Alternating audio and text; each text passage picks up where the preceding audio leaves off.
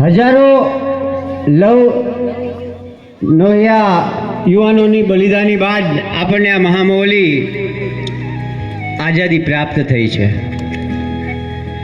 અને આ આઝાદીના અવસરે આપણે શહીદોને યાદ કરવા એ આપણી પ્રથમ ફરજ છે। શહીદ એટલે માત્ર સરહદ પર લડનાર જવાન નહીં, હું અવારનવાર કહેતો આવ્યો છું। શહીદ એટલે આઝાદીની લડત માટે જેણે પોતાની કુરબાની આપી એ પણ શહીદ।